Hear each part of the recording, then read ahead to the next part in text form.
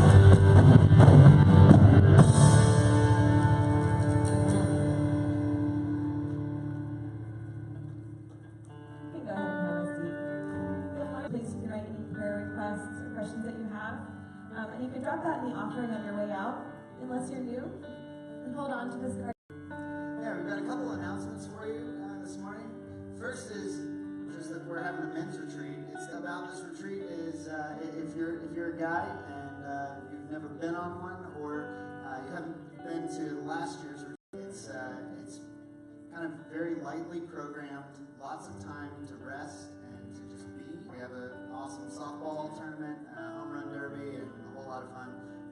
For those, I encourage you, if you've never been on the retreat before, to come talk to me, come talk to Kenny afterwards, come talk to Adam at the back at the soundboard. We'd love to have a conversation with you about and have a really good time.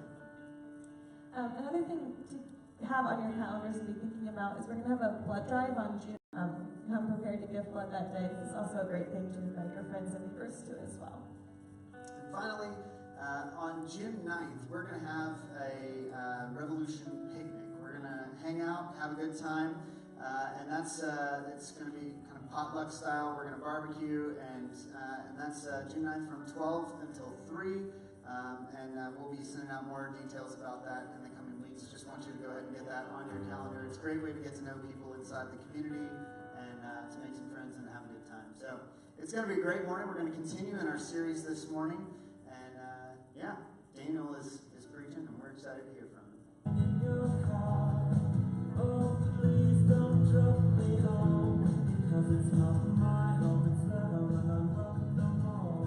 Sometimes when he preaches, he's got like an iPad, and so I have an iPad this morning, and hopefully I can preach like Josh. And this is actually his iPad, which is cool.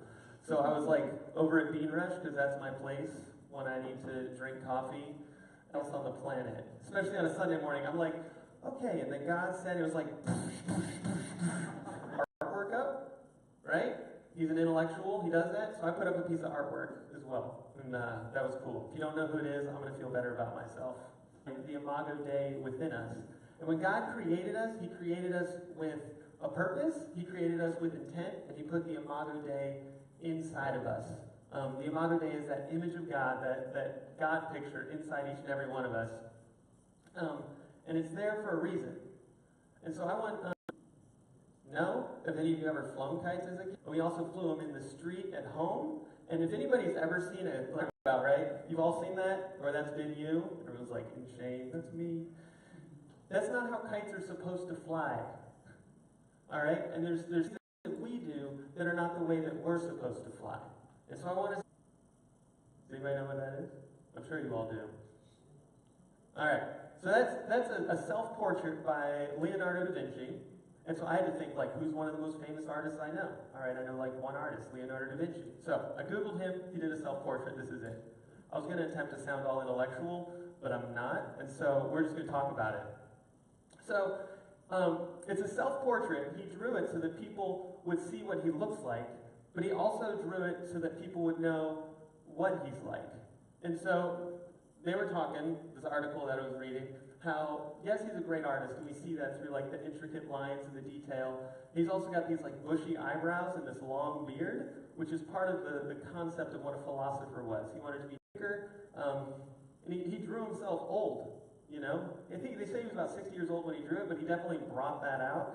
And he brought it out because he wants us to know that he had a life where he learned lots and lots of stuff, and he was to put that forward.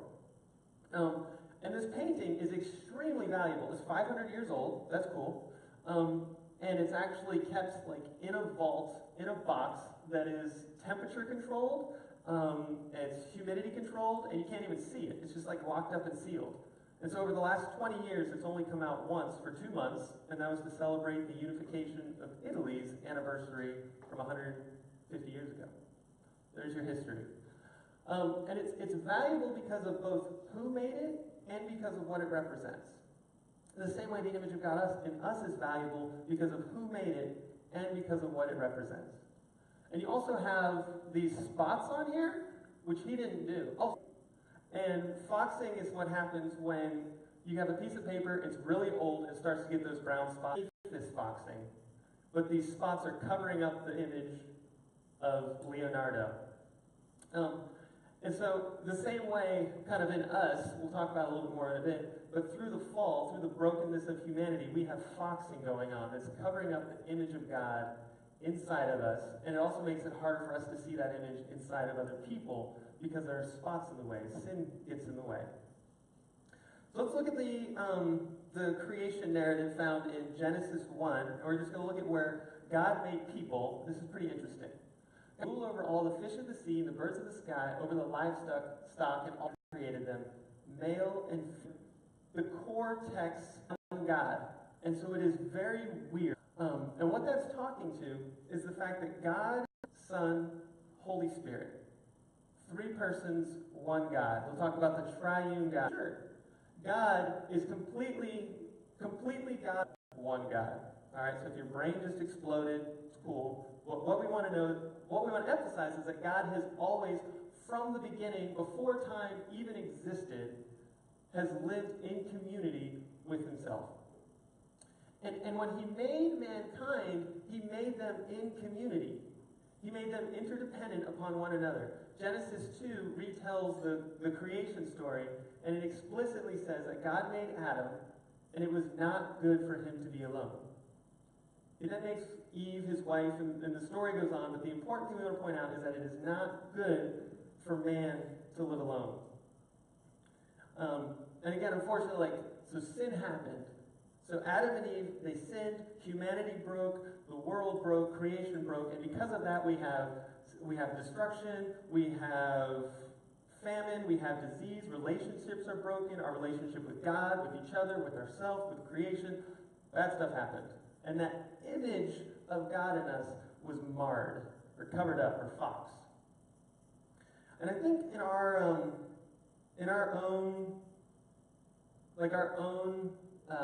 experience, especially in the United States, we live in an extremely individualistic, world, so to speak. We're swimming in the interdependent. We've been looking at the life of Moses as someone who is made in the image of God, like all of us, but looking at Moses to see how is it that image comes out, or possibly that image is being hidden. And we've talked about that we are constantly in process. Kenny brought up, I'd never heard the word pollywog so many times in a 30-minute period. And I was like, what's a pollywog? And I didn't know this. Pollywogs are tadpoles, but we say tadpole here instead of pollywog. That we are constantly in process. And so we're in process of that image coming out in us. And Josh talked about the fact we are not God, but we are constantly dependent upon God. And in this chapter 18 in Exodus, we're going to look at how we're also dependent upon one another. All right. So chapter 18, Exodus. Where we are in the story of Exodus and the story of Moses. Moses was born. He was a baby. He ended up getting raised inside of the Egyptian. They don't have castles. What do they have? Palace. So he's raised in the Egyptian palace with the Egyptian royalty. And he's about 40 years old. The Israelites, they are all enslaved to the people of Egypt. They're enslaved to the people of Egypt. Moses is an Israelite living in the palace. He sees one Egyptian kill, he sees an Egyptian kill an Israelite, and he goes and murders that Egyptian, which is a terrible thing because that person is made in the image of God. People find out about it, so he flees Egypt. He flees Egypt and he stays in Midian with a guy named Jethro. So Jethro is his father-in-law. Moses marries one of his daughters, and he lives in that household for 40 years before we get to the burning bush. There's a burning bush. God tells Moses to go free the Israelites, to go lead them out of Egyptian slavery. Moses goes back to Pharaoh. It's a different Pharaoh. He goes back to the Pharaoh. Long story short, there's frogs and gnats and darkness and animals die. Josh put it well when he said it was Moses' best week on Instagram. The people, they make it out of Israel. They've been in the desert for about 2 months, and they're right back next to Midian. They're not in Midian, they're next to it, and they're right near the mountain where Moses originally saw that burning bush. All right, does it make sense? Tracking? Okay, so Jethro comes to visit Moses. This is what it says. This is Exodus 18. So Jethro, Moses' father-in-law, together with Moses' son and wife, came into the wilderness where he was camped near the mountain of God. Jethro sent word to him, I, your father-in-law, Jethro. I really like how he defines who he is. It's been 6 months or so since they've seen each other, and he's like, Jethro, remember your father-in-law? We lived together for 40 years? Anyway, Jethro, your father-in-law, I'm coming to you with your wife and your 2 sons. So Moses went out to meet his father-in-law, and he bowed down and kissed him. They greeted each other, and then he went into the tent. Moses told his father-in-law about everything the Lord had done to Pharaoh and the Egyptians for Israel's sake, and all about the hardships they had met along the way, and how the Lord had saved them.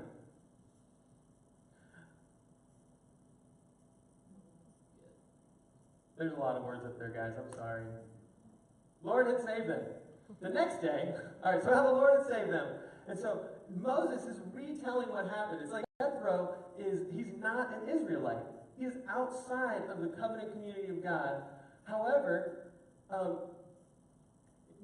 he goes ahead and he ends up worshiping, where is that? I lost it. I'm sorry, guys. He ends up worshiping God because of hearing the story of God. The next day, Moses took his seat to serve as judge for the people, and they stood around him from morning till evening. When his father-in-law saw all that Moses was doing, he said, "What are you doing? What are you doing for these people?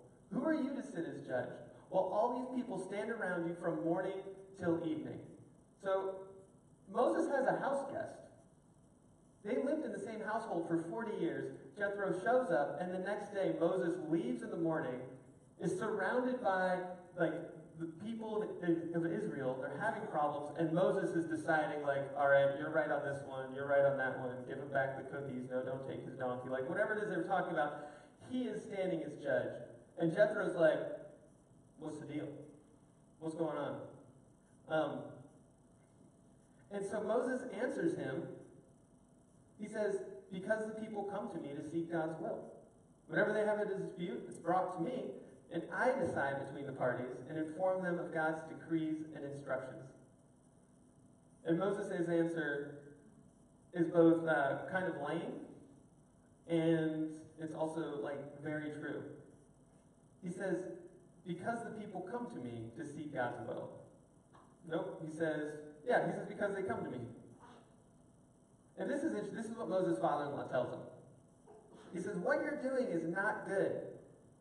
You and these people who come to you will only wear yourselves out. The work is too heavy for you. You can't handle it alone. You can't handle the truth. I think of that. You can't handle it alone. Listen now to me, and I will give you some advice. May God be with you. You must be the people's representative before God and bring their disputes to him. Part of what you're doing is good and true, and you ought to be doing it. Teach them his decrees and instructions. Show them the way they are to live and how they're to behave.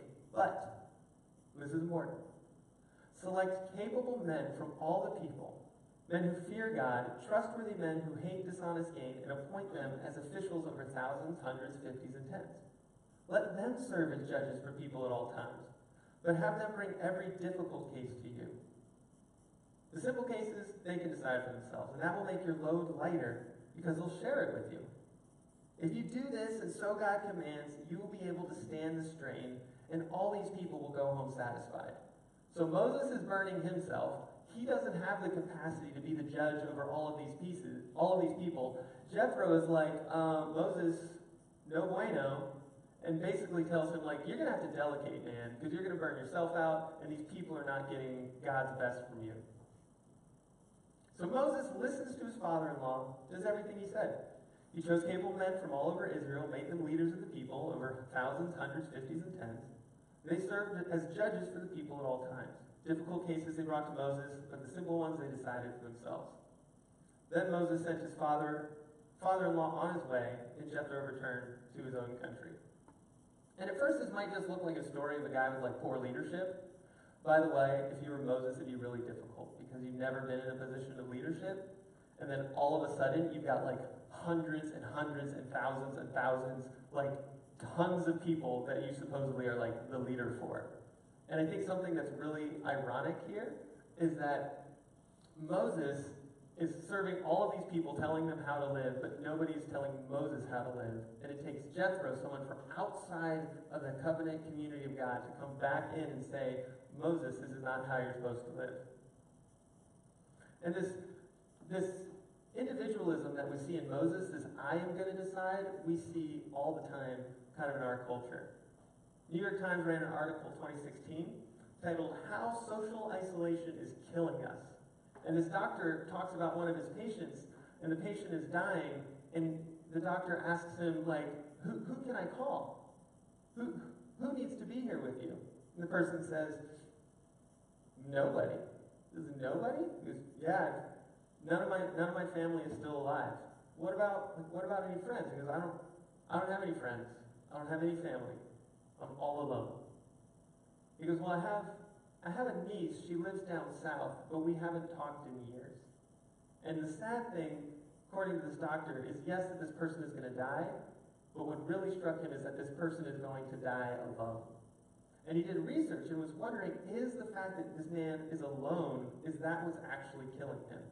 He goes on to explain that, like, your immune system is suppressed, your inflammation is greater, your risk for like heart disease and stroke go up by 30% for those people who feel alone. And that about 40% of us feel alone, feel lonely. And it's interesting that individualism is bad for our like physical health. It's also terrible for our relationships. I was reading that we're in the most connected age ever. Like, we all have our phones. We all have those text messages that are like constantly on our phones. And what happens is we get the illusion that we're connected to people. Sometimes, like, I don't want to say that it's not helpful, but we can get the illusion that we're connected to people when in reality we're not. And something else it does is when we have our phones and I'm here like interacting with you, I still have this drawing my attention from me. Or even if it's in my pocket, it's like, and I was like, I wonder what that is. Maybe somebody liked one of my tweets. Like, it distracts us. And they did this study, and even if you have your phone on the table and you're not interacting with it at all, if I'm interacting with you, we are less connected simply because the phone is there. Isn't that weird? This technology is good to help us stay together, but it's stream that we swim in. Like, we're so not affected by our environment. And Moses, the reason he's doing it, Jethro's like, Moses, why are you doing this? He's like, people ask me to, so I do it. Like, we're so affected by our environment. The other day, this was a couple weeks ago, I'm having dinner with my kids. Heather's off at work. I was like, hey kids, you want to listen to music? And they're like, Kid Tunes! And I was like, sweet. So I got Kid Tunes on Pandora. I've got the cheap Pandora that still plays commercials. Heather has the not cheap Pandora, which is $5 or something. I don't know. But anyway, I've got the cheap kind. We're just talking, we're enjoying ourselves, we're eating our mac and cheese, and then all of a sudden it switches to commercial, and it's like, Verizon Wireless, sign up now. If you sign up for wireless and Fios, you'll get $10 off each bill every month. Sign up now, $10 off each bill every month. That's $20 off. Sign up now. And all of a sudden, I didn't even really hear it, and Wesley turns to me and he's like, Daddy, $10? I was like, uh-huh. On each one? Yep. Every month? I was like, yes? He's like, we should sign up right now. And it's he's 4 years old, he's not sure what Verizon is, he's not sure exactly what $10 is worth. He just hears it, he's like, we should do this. We should sign up right now. By the way, Wesley's right there. Give him a shout out. Hi, Wesley. So we swim in this. But we're designed to be interdependent. We're not designed to live alone, we're designed to be interdependent. The same way that the Trinity is continually in community, working together, we are called to be in community, working together. And independence is not codependence. So I just kind of want to point that out. I probably had 10 plus discussions with my wife about what codependence is, and I still haven't quite gotten it. So I'm going to give you a couple traits of what codependence is. Codependence it confuses love and pity with the tendency to love people that they can pity and that they can rescue. They tend to do their share of the work more often than they ought to.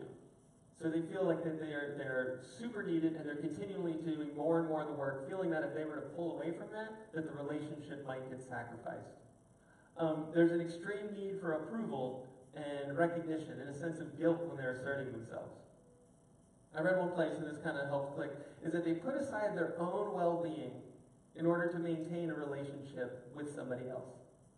So Jethro, he came, he didn't have anything to gain from this experience, but he wasn't dependent upon whether or not Moses listened to him for his own self-worth. All right, he wasn't codependent upon this. He was healthy, Moses was healthy-ish, and he's helping Moses become more healthy. We also see So anyways, that meant like God is not calling us to emotional unhealth in order to help other people. Okay? If you think you might be codependent, you can talk to my wife. She's a counselor. She'll help. But we do see that the independence is selfless. Jethro doesn't have anything to pull and anything to get from Moses. Interdependence recognizes the value of other people. There are people in the Israelite community that have something to offer, that can act as judges among the people, that can bear some of the load, that can know what God is talking about, and that can do some of the things that Moses is doing. He has to humble himself and let other people live into what it is that God has called them to do. It brings maturity, and I think that it's fascinating to me that Moses has direct access to God, right? Like Moses is able to talk to God the same way like I'm able to talk with you. However, God chooses Jethro to come and talk to Moses and tell him about the need to be interdependent with one another. It's like Moses had to experience it. Like it blows my mind. Like he's able to have this one-on-one conversation with God, but God chooses Jethro to come and share that truth with Moses. And I think that happens with us too. I think that happens with us too, is we need each other to learn God's truth, and we need to experience God's truth through each other. And so if we're reading the Old Testament, and we're seeing these principles in the Old Testament, it's important for us then to look to Jesus and be like, okay, well, do we see this in Jesus? Because if we don't, we need to ask ourselves why. If we do, this principle kind of carries on into today. And Jesus, he's God himself, right? And he chooses to be interdependent with his disciples. Which, he didn't need them. He's God. He can do, whatever he wants. So he multiplies, the fish and the loaves and feeds 5,000 people. He could have just been all right, everybody, open up your hands. And be poof. Everybody's got their, bread and their fish. He didn't do that. He multiplied it, gave it to his disciples, said, go ahead and pass it out. He didn't need them to, cast their nets into the water to get fish. He didn't need them to even go and teach other people, but that's what Jesus chose to do. He also washed their feet. He did things for them. And it's cool. Jesus, he came, he lived his life, he died, he rose again, and he didn't go and write down everything that he wanted the rest of us to learn. He told his disciples, this interdependent community of people, to go and share the story of Jesus and share the teachings of Jesus and share how it is that we can live into who it is that we're made to be. It's fascinating. And here's something else about Jesus. This is from Colossians 1. It says, the Son is the image of the invisible God, the firstborn over all creation. In him all things were created. For God was pleased to have his fullness dwell in him, and through him to reconcile to himself all things, whether things on earth or things in heaven, by making peace through his blood shed on the cross. So Jesus is the perfect image of God because he in fact is God. All right, he wasn't created. He is God. And if we look like Jesus, we're going to be living out the image of God within us. And Jesus invites us further to learn from him. As we spend time reflecting in prayer, we can learn from Jesus what it looks like, and he can transform us into that image of God, which includes that self-dependency with one another. And it's cool, after Jesus left his spirit, or Jesus gave us his spirit to actually work inside of us. For those that are following Jesus, who have given their life to say you are my Lord and you are my Savior, God is in you, transforming you into the image of Jesus, pulling out that image of God, wiping off that foxing, so to speak, off of that paper. Does that make sense? That is super cool. This is cool. Last night, Heather and I were drinking coffee, decaf. I was kind of working on this talk, and she was reading Dallas Willard, Divine Conspiracy. You should read it. It's a really thick book. It's going to take you a long time. It's not thick this way. It's just really dense. And Dallas Willard says, the really good news for humanity is that Jesus is now taking students in the master class of life. We're an interdependent people. I am better when you bring your gifts to the table. You are better when in a sense, when I bring my gifts to the table. Even our very faith is interdependent upon one another. Like, I was coming over this morning, and like, there are so many things, like our faith in general, but also like our experience of worship together. Like, I'm dependent upon the people up here playing the music. They're dependent on the people back there doing the stuff with the wires. Like, I'm dependent on the people who like made the roads and brewed my coffee, made my sandwich. Like, I don't, in a sense, like need them, but I'm choosing to be dependent upon them. They're offering their gifts, I'm offering my gifts, we're bringing it all to the table. And sometimes this interdependency happens in like extremely like real ways for our faith. And so I remember a time where I was having a crisis of faith. I was super depressed. It was like 10 years ago. I was like, I don't know what I believe. I don't know like why I'm here. I don't know like the purpose of anything. Like, I was just bone dry. Like, my soul was bone dry. And there was a guy named Barry Spofford. And Barry Spofford, like, he knew how to pray. And at the time, like, I did not know how to pray. Like, I was just so dry, there was nothing. And so he invited me to come over and pray with him. And typically, if someone's like, hey, you want to come over and pray? Or like, can I pray for you? They'll talk for a while, and then they'll be like, all right, let me pray for you. And they're like asking God to do stuff for you. Not Barry. Barry wasn't like that at all. It was very strange. I show up at his house. He's like this old, wise sage. He opens the door. He's like, come on in. Let's pray. I was like, okay. Like, didn't ask me how my day was or anything, which was terrible. Not that not asking was terrible. My day was terrible. But I come on in. He's like, all right, let's pray.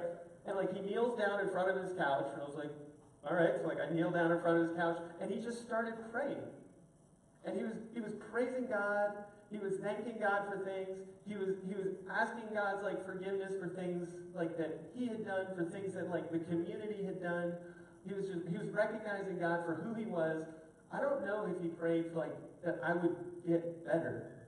He just knew the best thing for me was to worship. And he let me lean on him and his prayers and his worship at a time when I couldn't. And that's something that we need to be doing for each other. And it was into like an hour goes by, we're on our knees, we're praying, and then he gets up, the hour's over, he's like, I'm really glad you came over. I was like, yeah, me too. Like, no, like, do you want a drink of water? Like, no, nothing. He's like, well, see you next week. Like, I remember I walked outside, I was like, that just happened. But it was the best thing for me. And I went there week after week after week during this time. Like, when I didn't have, in a sense, like, I wasn't able to exercise my faith, I leaned on him. And that can happen in our faith, it can happen in other areas of our lives too. And so, like, we're an interdependent people. That New York Times article, that's going to be our, pretty much like our application. The article finishes by saying this. It said, it's up to all of us, doctors, patients, neighborhoods, and communities, to maintain bonds where they're fading and create ones where they haven't been before. So, like, go to the men's retreat. Like, take somebody out for coffee, join a group, get to know your neighbors. Like, be the person to pray with other people. And let them lean on your faith and lean on other people for their faith. We want to be a place where others can discover what God is like, and that happens best when we are all living in interdependent community, because that reflects who God is and brings out the image of God within us. Does that make sense? Cool. So we're going to move into a time of communion, and communion was Jesus instituted this spiritual practice the night before he was betrayed. And so he took bread and he broke it. This one is sliced. We appreciate that. He took bread, he broke it, and he said, "This is my body broken for you." And when he said that, he didn't just look at one of his disciples and say, "For you." He said, "This is my body broken for you all." It was broken for you individually, but it was broken for all of us. It was meant to be a communal experience. And so because of that, we use one loaf of bread. We're all in this together.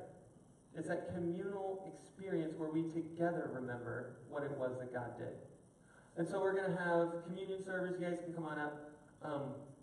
They're going to be in the back. And what they're going to do is they're going to go ahead and they're going to hand you, they're going to tear a piece of bread, and they're going to hand you a piece of bread. They're going to tell you this is Christ's body broken for you. The person next to them is going to have a cup. You can go ahead and you can take that bread, dip it in the cup, and they're going to tell you this is Christ's blood poured out for you. And we do that to remember the death and resurrection of Jesus, which enables us to be reconciled to him and is enabling all things to be reconciled back to God. All right, let me pray real quick and then we'll take communion. God, thank you so much that you're good. God, thank you that you made us in your image. That we're the only thing in all of creation that bears the image of God. Help us recognize how valuable we all are. Help us to lean on each other. Help us to bring our gifts to the table. And help us to do this as a form of worship. In Jesus' name, amen.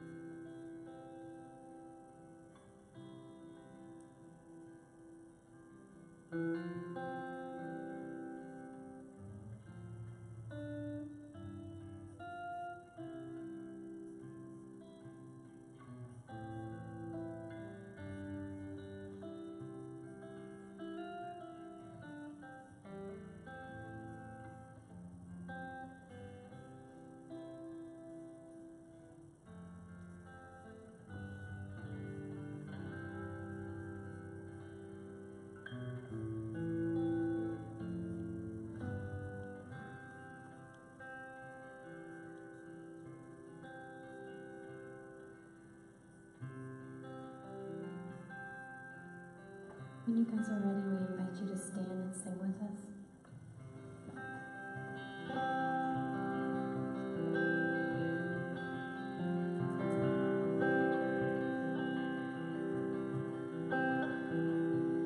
You unravel me with a melody.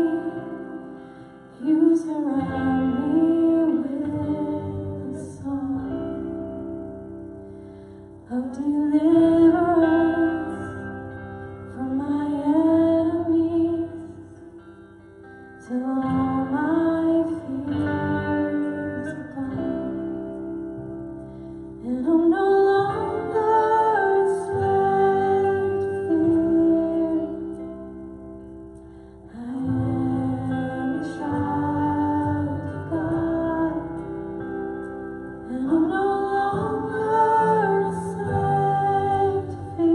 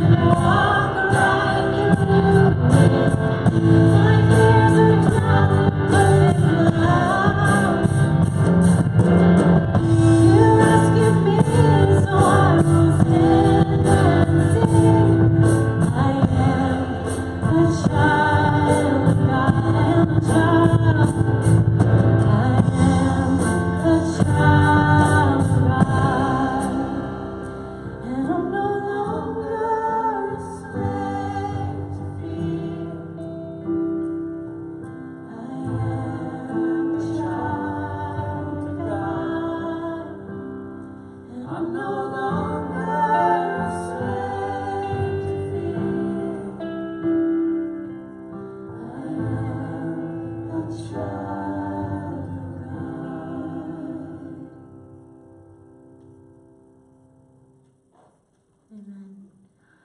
With the next couple songs that we sing, I want to invite you guys to just enter into like a deeper awareness of the fact that we're worshiping here together. I think there's a lot of different ways that we can worship. Singing is just one of them. But even still, there's times for singing alone and having personal, intimate worship with God. And there's other times where we come together, we join our voices together as a community of faith, and together even with other communities of faith meeting together to worship God today. So I just want to invite you guys in the next couple of songs that we sing, just into a deeper awareness of that we're singing this together.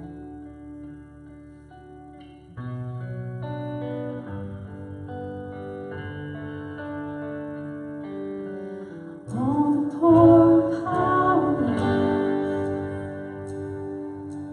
and all the lost and lonely,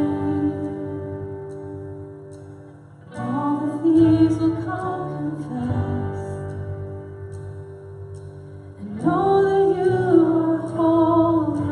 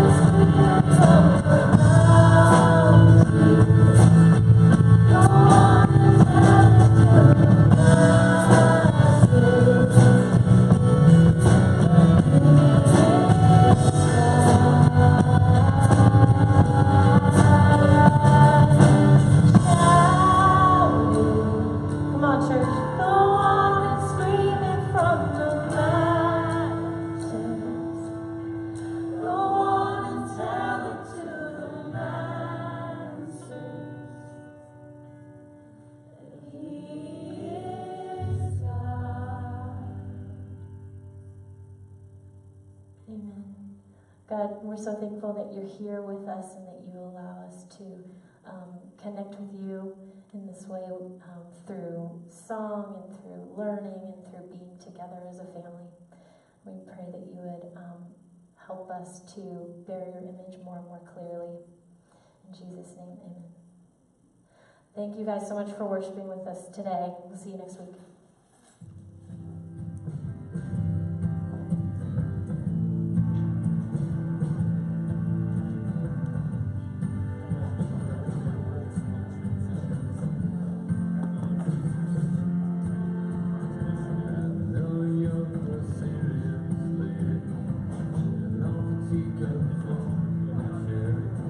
Nobody knows where you are.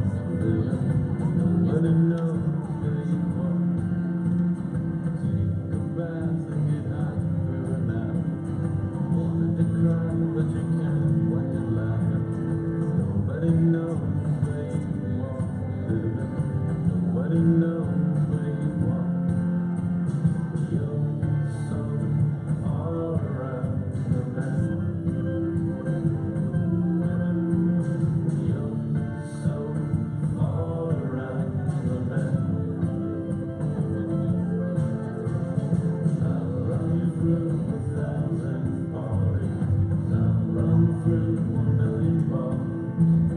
Nobody knows where you are. Nobody knows where you are. You've been humming in a haze forever, praying for pavement to get back together. Nobody knows where you are. So what we're looking for to be part of that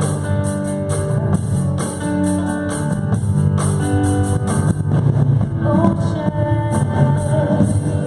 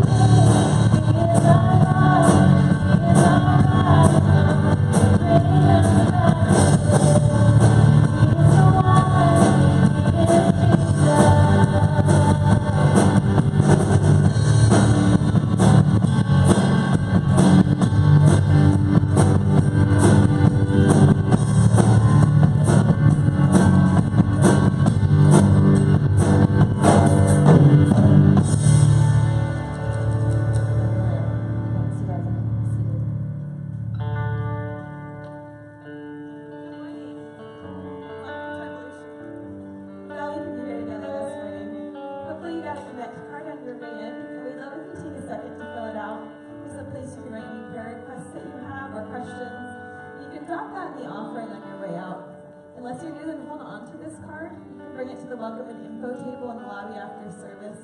We'd love to give you a gift to say thanks for being with us this morning. Absolutely. A couple of announcements for you this morning. First of all, if you're a guy, we are having our annual men's retreat. It's coming up on May 18th through 20th. And we just want to, basically, I just want to give you my pitch for it really quick. And the pitch is this.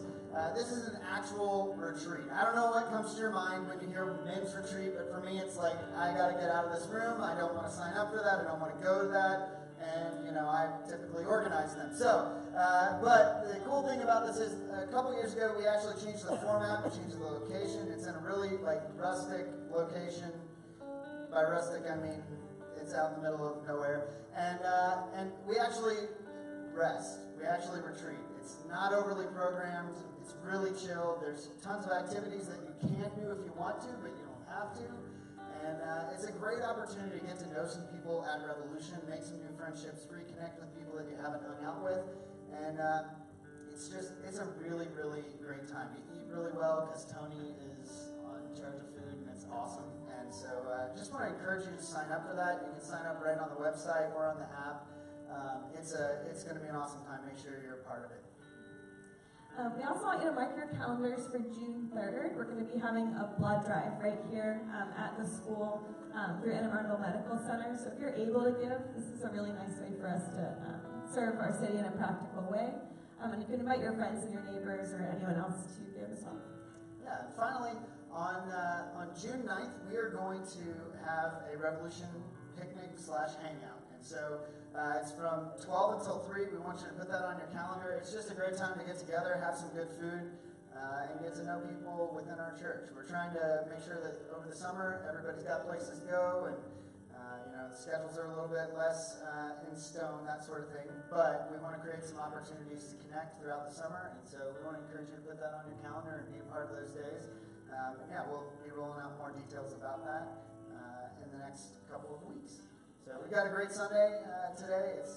We're continuing in our ID series with Daniel preaching today, and it's going to be awesome. So have a great Sunday.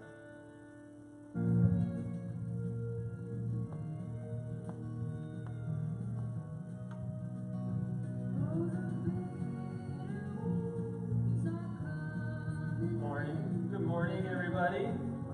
How's everybody doing? Everybody's had their coffee for the 11 o'clock, which is great. It's like the 9:30 people are still, well, at least me, are still waking up and stuff for the first half of service. But you 11 o'clock people, you're like, man, I'm on cup number 3, we're good to go. So Josh typically preaches, well, it's not typically, I don't know, sometimes Josh preaches and he's got the iPad. And so I'm trying to do the Josh thing this morning. I've got the iPad as well. And this is actually Josh's iPad, which is kind of fun. And nobody gets more text messages than Josh on a Sunday morning. I'm in Bean Rush having coffee this morning, going through what I'm going to share with you all, and it's just like non-stop text messages. And so I turned them off, that way I wouldn't read to you all of Josh's text messages this morning. And a little bit, we also have a piece of art. Kenny's he's an intellectual, and so he puts art and stuff up, and so I tend to feel smarter, because I'm like, yeah, I looked at good art today at church. And so I've got some art for us this morning as well. Just a little teaser, keep you excited. Yesterday, I went and got some kites at the store, and I went over to Sandy Point, and I flew kites with my kids, which was a lot of fun for one of my kids. My other kid was like, why am I not swimming? The whole time, my other kid was having fun, so Wesley and Josephine. And then we came back to my place, and we still decided we wanted to fly some kites some more. But when you're flying kites in the middle of the road, and it's like a cul-de-sac, it's not 50, all right? When you're flying kites in the middle of the road, it doesn't work as well, all right? And so, the typical I'm a child flying a kite thing happens. And so the kite will go on up, and you guys have all experienced this. The kite goes on up, it's like, and it turns around and goes, doosh, doosh, doosh, doosh, doosh, doosh, as you're running down the street. You guys have done that? Good. All right, I'm not alone here. We're in it together. So anyway, that was happening. And what we're doing, so the kites, they're designed with a purpose. All right, they're designed to fly. They're not designed to fly a little bit, flip upside down, and just smash over and over and over again into the ground until they stop working. And we too are designed with a purpose, with something in mind. And part of that purpose is that we were made with the image of God within us. We were made to display for the world who God is. And that we're not God, but there are things about God that the world can learn through us as we express the Imago Dei, which is language that the church has used, means image of God, which is clever. ID, Imago Dei. That was Kenny the intellectual who thought that one up. So our painting. I went ahead and I don't know very many painters' names, so I typed in Leonardo da Vinci, self-portrait, that's what this is. And I learned it's not actually a painting. He did it with chalk on brown paper. So it's red chalk, and there's some interesting things here. Like, he painted, or chalked this, if you chalk it, he chalked this, he drew it, because to show the world what he looks like. Alright, and so like on surface, it's like, okay, that's what he looks like. And he also did things so that we would know things about him that are kind of like underneath the surface. And so he's got these really like kind of somber eyes. He's got this long beard, these bushy eyebrows, and he kind of created of himself the kind of the idea at the time of what a philosopher would look like. He was a sharp guy and he wanted the world to know it. So in his self-portrait, he made himself look like the people would understand a philosopher to look like. There's also all these spots on there.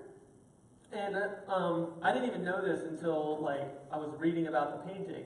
But those spots are actually called foxing. Alright? So if you don't remember anything else, remember foxing. So the spots are called foxing. And that's when old paper starts to break down because it's been exposed to the elements. It's had light on it, humidity on it, all of this stuff. And so there's little microorganisms that will grow and leave residue, and it's foxing, and it covers up, and in a sense spoils or mars or messes up the image. And the same is true for us in the sense that we've got the image of God on us, in us, designed to be expressed through us. And through the fall, through original sin and our own messing up of other people, what happens is that image of God gets covered up. And I want to look at a specific part of the image of God in us this morning that we don't often think about. So we're going to look at a verse that we've looked at like 1,000 times, and it's scripture, so it's cool. We can look at it over and over again. And this verse comes from Genesis 1. It's in the creation narrative. This is interesting. At least I think so. And God said, "Let us make mankind in our image, in our likeness, so that they may rule over the fish in the sea, and the birds in the sky, over the livestock and all the wild animals, and over all the creatures that move along the ground." So God created mankind in his own image. In the image of God he created them. Male and female, he created them. And something fascinating about this is that God uses, and the writer uses the language of, "let us make mankind in our image." And when he says God created mankind in his own image, he says male and female, he created them. So this text comes from Genesis, all right? It's the creation account. It's the account that the Jewish people and Christians have believed in for millennia. And we believe that God is one God. There are not multiple gods. We believe in one singular God. But here he says, "let us make mankind in our image." And the one thing I want to point out, which is total sidebar to everything else we're talking about, but this helps give me confidence that the scriptures were copied down through the generations in a very accurate way. Because it does not make sense for them to copy down over and over and over, "let us make God in our image," or "let us make man in our image." Male and female, he created them. And so that's just a little sidebar, all right? You don't need to take notes on that. You can forget it. Sidebar. I find it interesting. But the our language there is, in the very beginning, it's communicating to us that God exists in plurality in himself. Move into the New Testament, we learn that this is God the Father, God the Son, God the Holy Spirit. The Trinity is what we call it.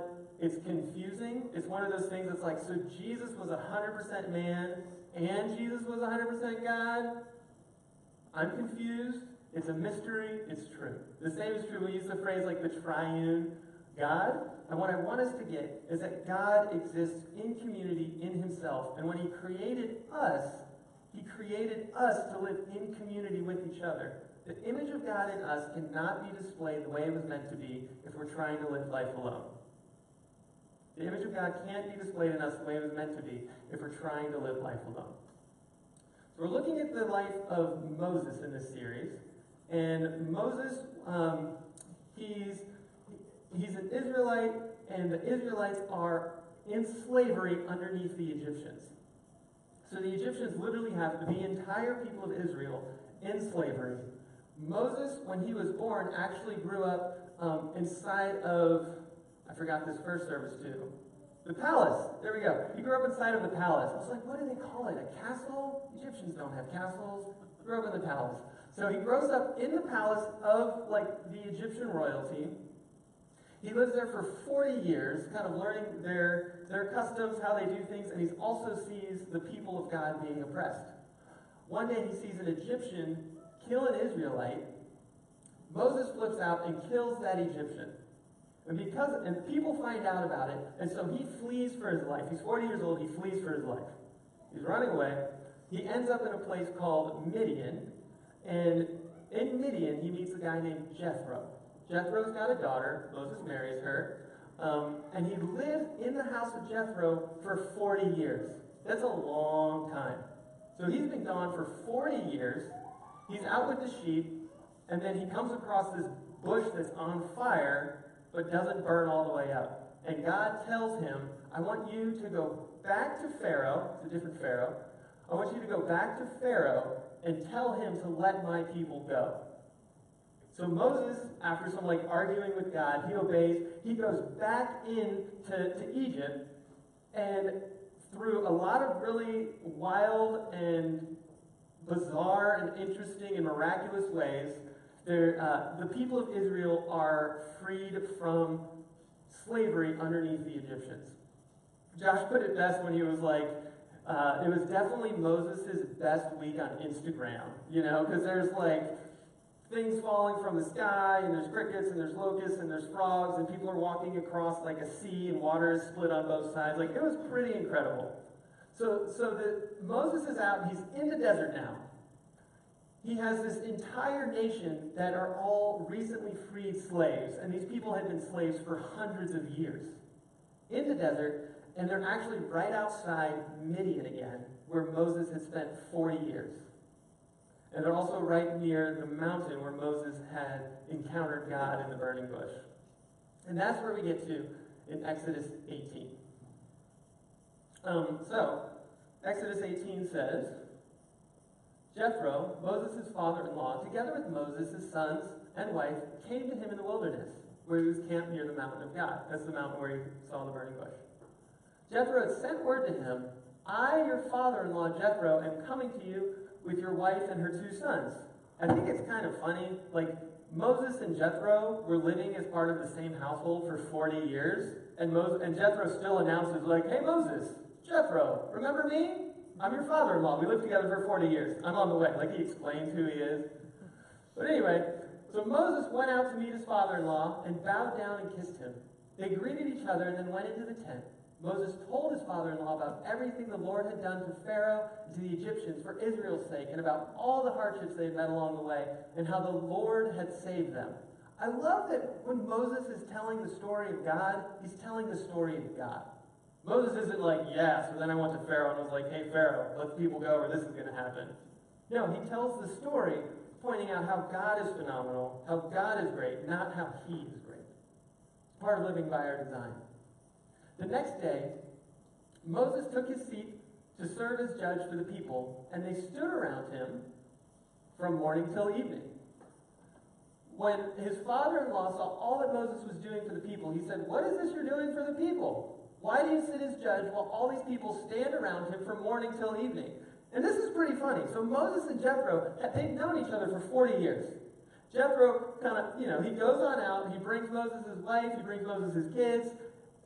They get one good conversation in the tent, tells them all about the stuff that happened, and the next morning Moses gets up early and leaves. And I picture Jethro, he's got his morning cup of coffee.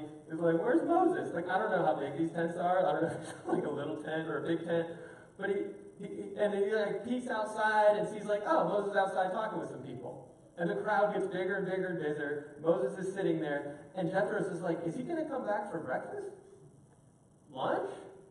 Dinner? What's the deal? And then Moses finally comes back. Jethro, his house guest, who's like, dude, it's not working out. Like, this is not good for you. Why are you doing this?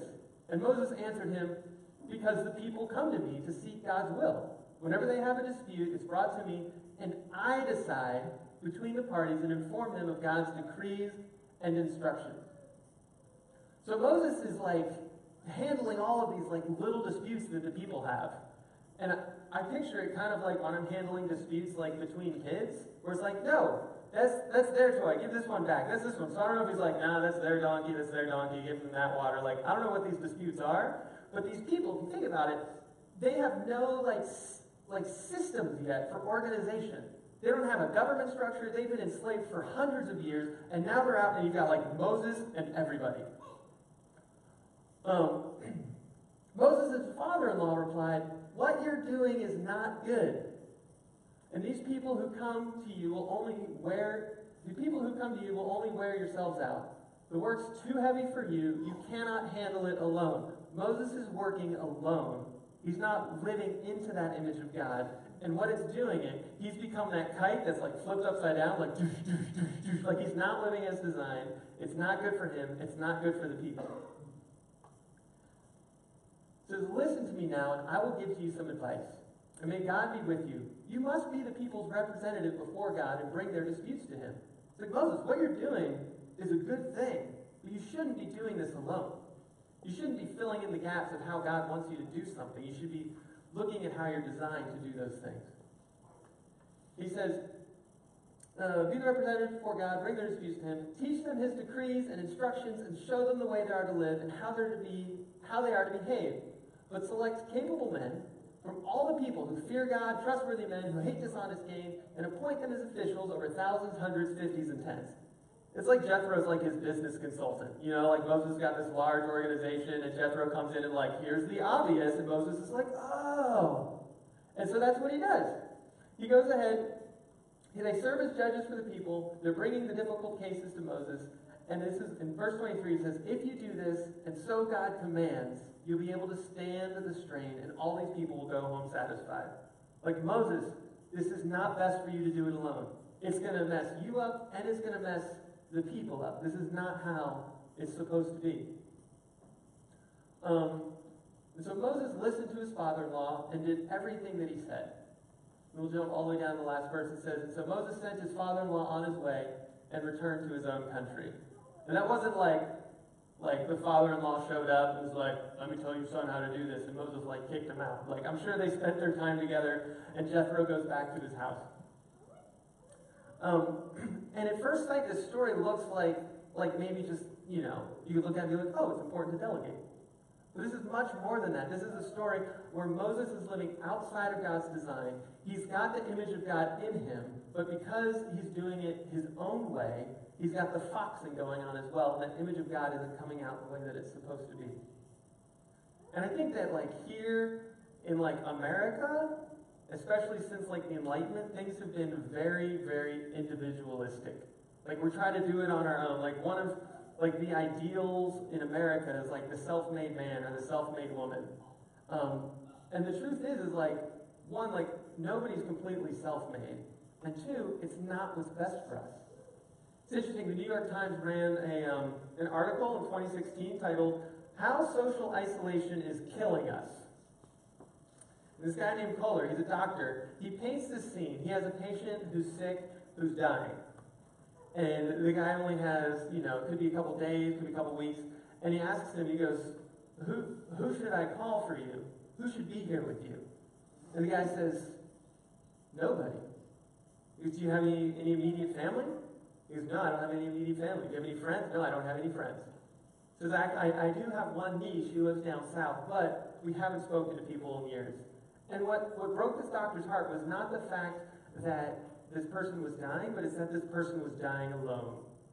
It's honestly one of like the saddest things. The idea of dying alone is terrifying. So this doctor does some research into it, and he's wondering, like, is the fact that he's alone also contributing to the fact that he's sick? And it so happens that people who feel lonely, and the truth is 40% of us feel lonely, which is pretty high. That's like this much of the room. I'm not saying you guys are lonely, but just as like a 40% idea, or it's this much or whatever. They're like, why do I have to be the lonely one? And so he goes on and he says that your immune system goes down, your risk of heart disease and stroke go up by 30%, you've got more inflammation in your body, and like loneliness is terrible for our actual physical health. And then the article goes on and he talks about how the irony in the fact that we are so connected today. Like we have all of these devices. Like I've got Josh's text messages right here. But we have these devices, and it's constantly like ping, ping, ping, ping, and it's hitting us with people from all over. And what it does is it makes it harder to interact with somebody in the moment. It's harder for like you and me to have a conversation when the device is over here. It's like these messages are coming up, and I'm like totally guilty. I would be like, yeah, I'm the dad who like doesn't check my phone at dinner with the kids, but it goes off, and I'm like, sorry, children, I know I'm your father. We don't get a lot of time together. I just got to check this real quick. Like totally guilty. They did a study, and when somebody is, if somebody's having a conversation and the phone is just sitting like on the table, the level of social connection between the two people like goes down. I found that fascinating. I'm sure like for me it also goes down if it's like in my pocket and I feel like I'm like, ooh, maybe somebody sent me a text message. You know? I'm hoping it's not like a reminder that I have something to do. But like whatever it is, it's still like pulling us away. And it's a good tool. It helps us stay connected. We see lots of pictures of like cats, lots of pictures of babies. Like depending on who your friends are, it's either like a bunch of sports announcements, a bunch of like food pictures, like cats or babies. But it's a tool that can be used to pull us together, but it's also unfortunately a tool that pulls us apart.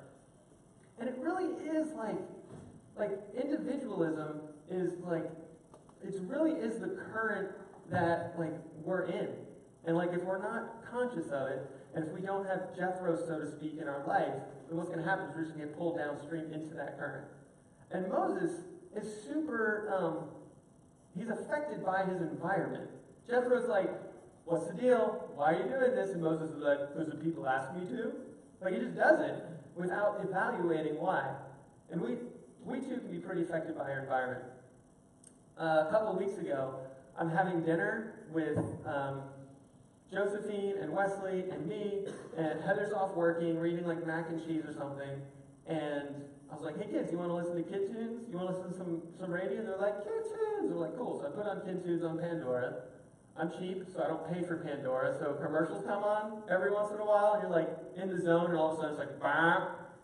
So the commercial comes on, and it says, Verizon Wireless, sign up now. If you have wireless and Fios, you'll get $10 off each bill every month. That's $20 every single month. Sign up now. And I was like, and then I wasn't even like really paying attention, and Wesley goes, oh, Daddy, every month? I was like, yeah. He goes, $10 every month? I was like, yep. He goes, Daddy, we should sign up right now. Like, and that's just like one in the moment. Like my kid's totally getting brainwashed. But then like we hear these messages over and over and over and over, and they're not always so like blatant and so obvious. But we're so prone to living our lives by ourselves, trying to do things by ourselves, and not being interdependent with each other or in community with each other. So a couple things that interdependence is not. Like interdependence is not codependence. Codependence is something, I'm sure, I've had like 10 conversations with Heather. Even yesterday, I'm like, Heather, I'm totally going to botch what codependence is. Can you help me out? And Heather's a counselor, so she knows these things, and I'm like trying to get it. But codependence is you have some cycle of unhealth, and each person is dependent upon the cycle itself. And so you might have somebody who, well, she specializes in eating disorders, so I'll use that as an example. So say somebody has an eating disorder, and somebody is like their caretaker, and this person is always kind of rescuing them and like trying to serve them in an unhealthy way so that this person is suffering emotionally. The person with the eating disorder needs that other person in order to feel love in a sense. And they're thinking, if I no longer had an eating disorder, would this person still love me? And this person is thinking, if I had healthy boundaries, this person would reject me. So they're both sacrificing their own emotional well-being in this cycle of unhealth. Does that make sense? So like interdependence is not unhealthy relationships. It's not where you're giving up your own health in order for the illusion of helping somebody else. Did I do it? Is that codependence? Yes! It's like the first time I did it right. Yeah, that was better than first service. It was the first time. And so Jethro here is interesting. Like, Jethro has nothing to gain from, helping Moses out. He's acting selflessly, like it's best for Moses and it's best for the people. But if Moses didn't listen, I'm sure Jethro would be like, Moses, like, our relationship is over, like, he hates me, I need to give him better advice next time. Like, no. Like, it's a healthy giving of what you have. It's bringing something to the table to offer, and it's being, willing to accept what other people have to offer as well. Something else that we see is that we see that interdependence recognizes the value of other people. It recognizes that other people are also made in the image of God and have something to contribute. Moses is doing this all by himself, and there are capable people who are not living into the thing that God has designed them to do because Moses is doing it all for himself. And because of that, Moses is going to burn himself out, and the people's problems aren't going to get solved. And so it takes humility to go ahead and allow other people live into the thing that God wants them to do. It creates that, for interdependence to happen, you got to be humble and let other people live into how God designed them. Something else interesting is that I would say interdependence can point people to who God is. So Jethro shows up, and Moses tells him the story. God could have told Jethro the story. He did the same. He talked to Moses through a burning bush. He could have, lit up another burning bush and talked to Jethro. But he didn't do that. He used Moses to tell the story that God is doing to Jethro. Jethro is dependent upon Moses in order to hear the story of God. And Jethro responds in worship. So we need to be sharing, our stories. And one more thing that's interesting is that Jethro is also used to talk to Moses. Like, Moses has this one-on-one, relationship with God. Like, he talks like one person talks to another person when he's with God. But God chooses not to talk about Moses' need for other people directly. He uses other people to tell Moses. It's like Moses has to experience how it's supposed to work. Which I just find fascinating. Like, we need each other in order to fully live into the image of God together, as well as how to fully live best ourselves. So when we're looking at the Old Testament, we need to read it through kind of the New Testament and through the eyes of Jesus and the other New Testament writers.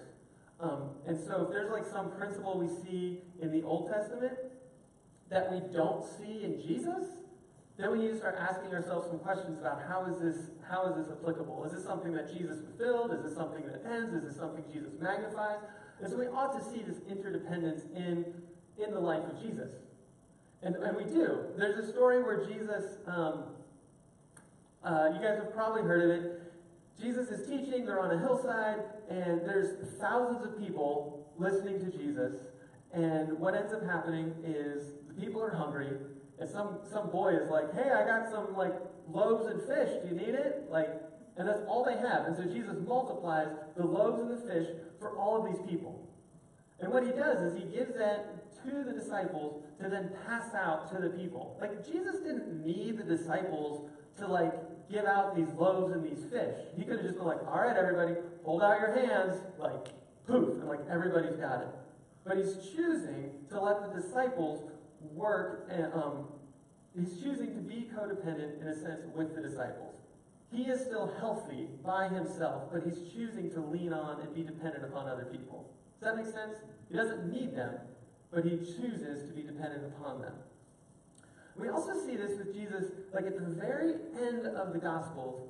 We've had the whole story of Jesus, and he's died, he's come back from the dead, everybody's like, whoa, and he's up on a hillside, and when the disciples show up, the 12 disciples, or I guess we got like 11 at this point, the disciples show up, and Jesus doesn't like hand them like a book. He's like, do these things. What he does is he leaves a community of people to pass on the story of Jesus, to pass on the story of God, to pass on the things that Jesus taught. Jesus could have just like left a book, but he didn't. Instead, he left a community, and in that community, the image of God is displayed, and that's how we know the story of God, the story of Jesus, all of those things. So Jesus chooses to be interdependent. Something else we see in Jesus is that, and this is in Colossians 1, is that we can learn how to best display the image of God while we look at Jesus. So it says, the Son is the image of the invisible God, the firstborn over all creation. So Jesus, as God, is the image of the invisible God. And when it says that he's the firstborn, it's not saying that God created Jesus.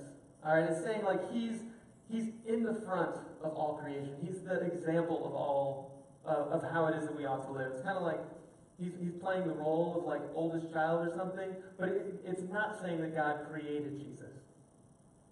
And it says, for in him all things were created. So right there, Jesus did the creating. For in him all things were created. For God was pleased to have all his fullness dwell in him, and through him to reconcile to himself all things, whether on earth or in heaven, by making peace through his blood shed on the cross. So we can look to Jesus of how it is that we can fully display the image of God. Something else is that we can like spend time with Jesus and have him teach us how to display the image of God. We can reflect in prayer, we can read scripture, but we can spend kind of that solitary time on how to, or communally, like how to better reflect the image of God. And it's fascinating that Jesus is also working within us. And so the people who say, like, Jesus, you are king, you are savior, you are who you say you are, like Jesus is like working inside of us to remake us into his image. Like we were all made in the Imago Dei, in the image of God. And it's fascinating is that now, in a sense, this language is used that like we are now being made like in the Imago Christi, like in the image of Jesus. It's like the foxing, like God is fixing the picture. And through Jesus, like it talks about like we're no longer slaves to sin. Like we're no longer bound by the foxing. Like the foxing can get erased. And we're always in process. We're always becoming. Like Kenny talked about the polywog. Who's here for the polywog sermon? All right. Like we're all becoming. It's not like one day you're going to wake up and be like, hey, I'm just like Jesus. Like, no, that's not going to happen. But there are parts of us that are going to be conformed more and more to his image. Heather was reading Dallas Willard last night while I was working on this, not on Josh's iPad, but on my computer. And we're drinking coffee and eating cheesecake. By the way, Cheesecake Factory has a really good gluten-free cheesecake. So even if you're not gluten-free, ask for the gluten-free cheesecake. It's amazing. It's like this chocolate coffee mousse. That's another freebie. She's reading Dallas Willard, and there's this quote, and it's in the introduction of The Divine Conspiracy. And it says, the really good news for humanity is that Jesus is now taking students in the master class of life. We learn from Jesus how to best live our life together. And we're interdependent people. Like, I am better off when you bring your gifts to the table. You are better off when I bring my gifts to the table. And like, we're wired differently. Like, we have different, like, foxing, so to speak. Like, places where that image of God is kind of messed up. Like, some of us, like, we really care about, like, say, people that have had, like, injustice done to them. Like, God cares for them, like the poor. Like, we need you to bring that voice to the community so that we can live together into the image of God. Other people are like, who needs to hear the story? People need to know the story, the good news. And like, we need you to bring that to us so that communally we can better display the image of God. Other people are like, there's like hurting and there's need like inside of our community. Like, we're a family together. Like, we need your voice. We need you to bring what you can so that we better display the image of God together. Something else is sometimes this can get really, like this, for me, this happened one time, like a very real and almost tangible way. So about 10 years ago, I went through like a pretty intense depression. And like my joy was gone, my faith was almost gone. I would say like it's gone. Like I believed, but I had no like feeling whatsoever about my belief. I'm like, yeah, I think this is true, but I don't know sometimes. And there was a guy named Barry Spofford, and he was like an old sage kind of guy. And he actually ran some like big like Christian organization, but he decided that he would invite me over to his house to go pray like once a week. And I was expecting, like, I'd go over to his house, he'd ask me how my day was, I'd say my day was terrible, and then, like, he would pray for me. That's not what he did. Like, I get there, he opens up the door, he's like, all right, let's pray. I'm like, okay. Like, so we go on in, and then he kneels down in front of his couch, and I was like, okay, this is what we do. So, like, I kneel it down, and he just started praying. And he praised God for who he was. He thanked God for the things that God had, like, given him and given community. He like confessed his own sins to the Lord and kind of like communal sins to the Lord. And he like just worshiped through prayer for like an hour. And I'm there, like I'm praying, and I was like, he's still going. Like this guy's on fire. Like, and for an entire hour, like I don't think I had prayed for like an hour straight with somebody before. Let's be honest, like he did most of the praying. I just like was on my knees on the couch next to him, but like, man, I'm glad this guy can pray, because right now I can't. And then when it was over, so an hour goes by, he's like, all right, well, thanks for coming over. And he just like opens the door. And I was like, okay. Like I walk on out, and he closes the door, and I was like, did that just happen? Like that just happened. And it was like that, like week after week after week. And I'm going through this time, like where I essentially don't have faith. And I'm leaning on Barry for his faith. And my spirituality was wound up, in a sense, with him. He let me lean on him and almost like borrow some of his faith. Like what he had to offer is he knew how to pray. And what I needed was kind of like how to pray, how to engage with God, because I felt like I almost couldn't do it on my own. And he wasn't even like praying for me. He was just like worshiping God through prayer. And it's what I needed. It was the best thing for me. And it wasn't like a thing of like codependence. He wasn't saying he was going to fix my problems. I had other people in my life who was like, you need to get like professional help, and I was doing that. But I needed somebody to just pray with me. And what he brought to the table was the thing that I needed. And he was like a busy guy, but he stopped and he prayed with me. And I actually found out, my parents are friends with him, and I found out like an hour ago that he had somebody come and pray with him as well earlier in his life. Like that same story of us leaning on each other, like we need each other for our faith. That New York Times article, the one that talked about just how sad it is of dying alone and how it's bad for our actual health, it finishes up by saying this. It says, it's up to all of us, doctors, patients, neighborhoods, communities, to maintain bonds where they're fading and to create ones where they haven't been before.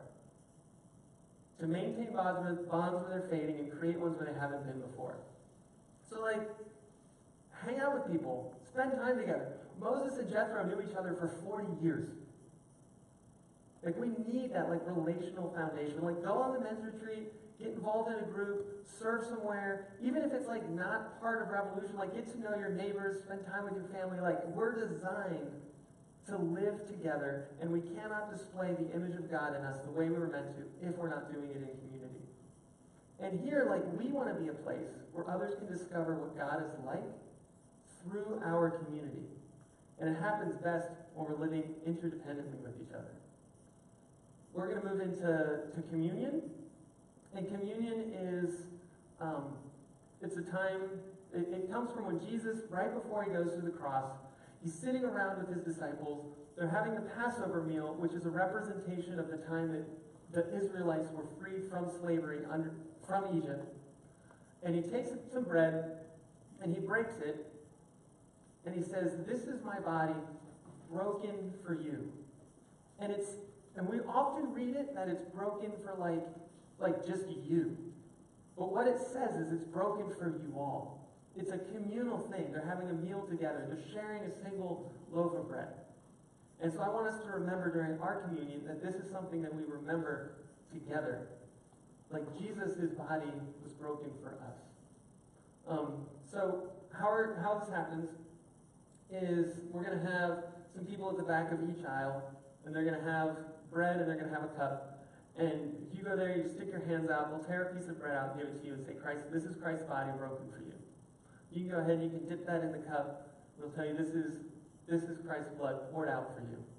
And we do this to remember what Jesus did, to remember his death and his resurrection, and how it's through that we can be reconciled back to God and more fully back to each other and back to his creation. We'll go ahead and pray. And after that, you guys can go get communion and spend time in reflection. If you don't want to get communion, don't. If you want to, do. God, thank you so much for creating us. Thank you for making us. God, thank you for stamping your image inside of us. Thank you for bringing that image out. Thank you that it's good for us when we live into that image. God, I pray that you would help us to have the humility to be interdependent. I pray that you help us bring what we have to the table. I pray that you would remind us of what it is to live together, to live as family. God, we love you. We praise you. In Jesus' name, amen.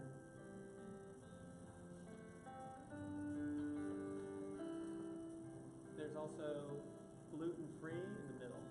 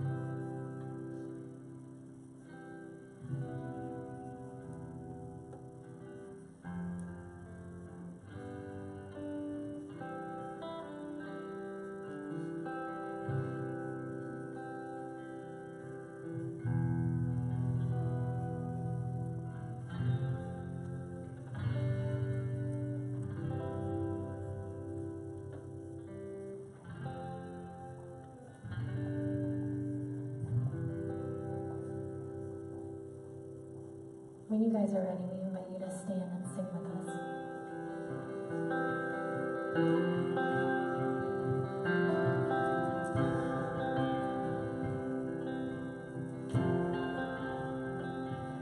You unravel me with a melody. You surround me with a song of deliverance from my enemies, till all my fears are gone, and I'm no longer a slave to fear. I am a child of God, and I'm no longer a slave to fear. I am a child of God.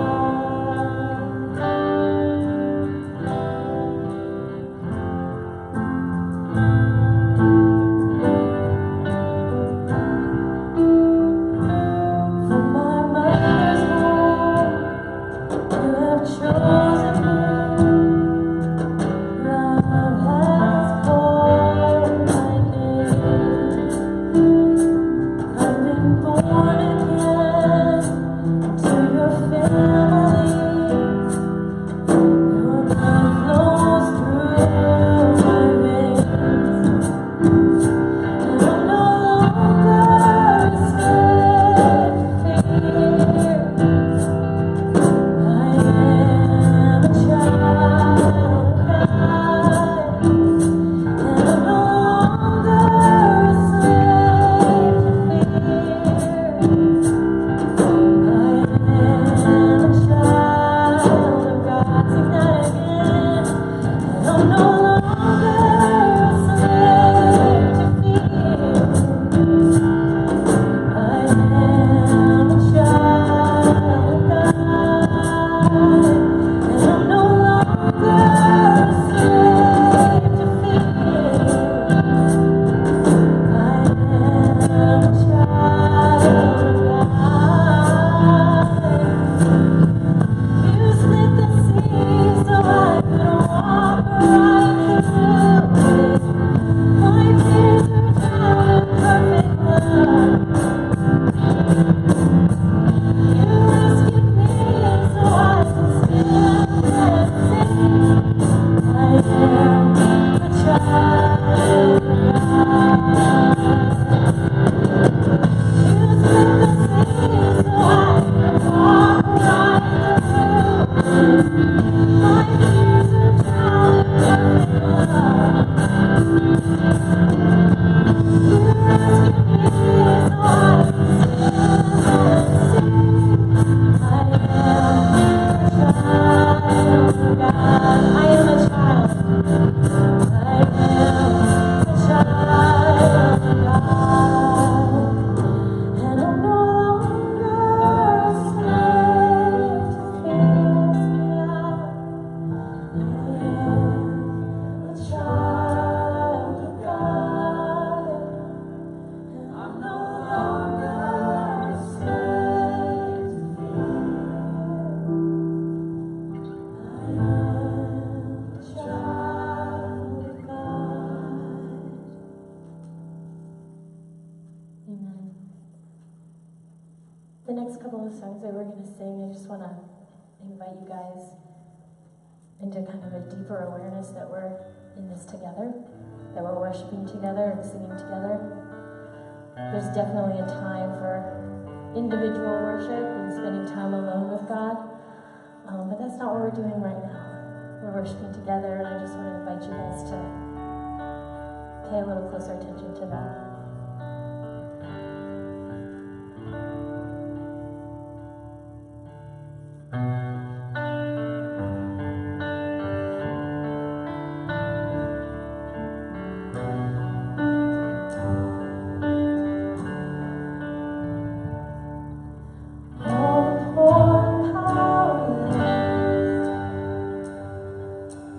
All the lost and lonely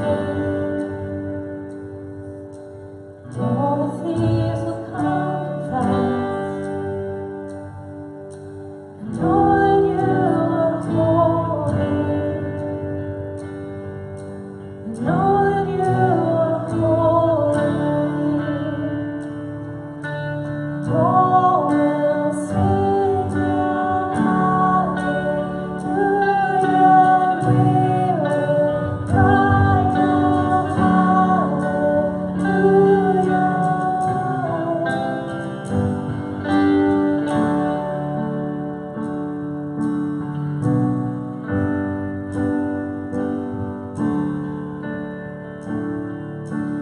the hearts who are content